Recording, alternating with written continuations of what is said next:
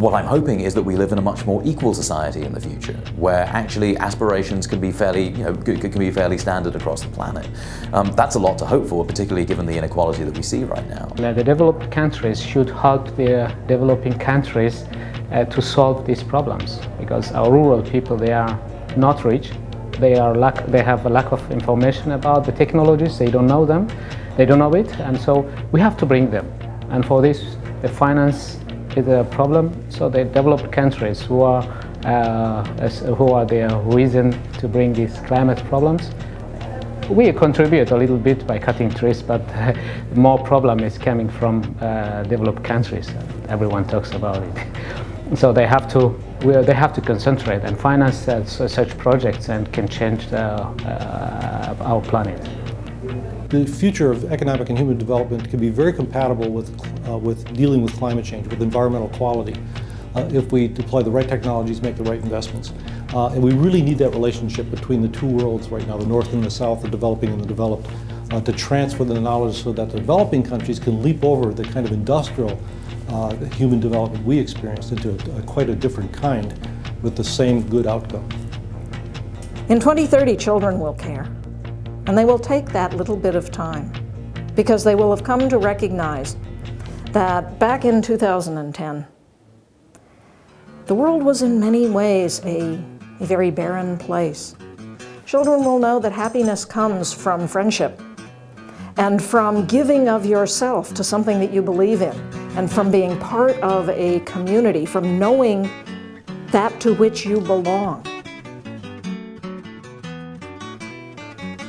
Children will be involved with governance.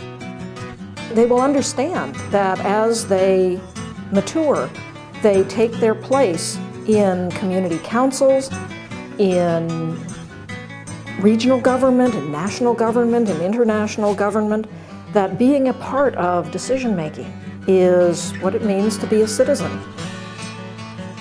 At the same time, they will face their own challenges. That's what it means to be alive. And they'll be very serious about how do we continue the effort to lift all people in the world from poverty. We're headed into a period where the rate of experimentation needs to accelerate profoundly. And alongside that, the willingness of people to try things that really stretch technology, that stretch humanity, is crucial. The question is when we start in earnest to build that ecotopia. The question is when the apparent inadequacies of our current energy sources and our current system become apparent enough for people to realize that we're on the brink of a very major change and we need to get to it. The conditions that we face in the 21st century are quite different than we did in the last century, and it's going to require different institutions, different economics, different energy resources. We have a task to do, and that is to survive this accident in our history on Earth. And that means we bring together the total creativity of humanity to solve the problems collectively, collaboratively. Increasingly, the focus is going to be on disruptive innovators and entrepreneurs and venture capitalists and others who are starting to create very, very different economic and business models, very different technologies, and deploying them in some quite an imaginative new way. If we're going to get to ecotopia, that ecotopia won't come from CEOs, it won't come from thought leaders. It'll come through a million little revolutions and a million little acts of change and transgression at a grassroots level.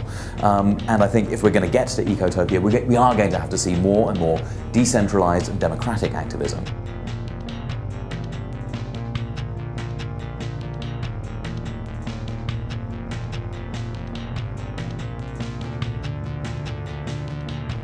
I want those great-grandchildren in 2076 to be able to look back and say, our great-grandmother did what was called for, and she was a catalyst for that now. And if each of us can feel comfortable that we are answering to that length, then I think we will have done what we need to do now.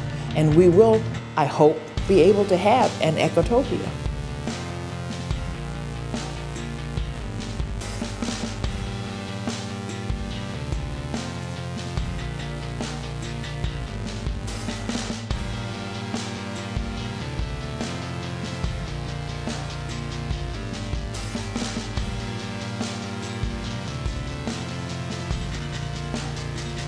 Can we do it? Yeah, I think we can.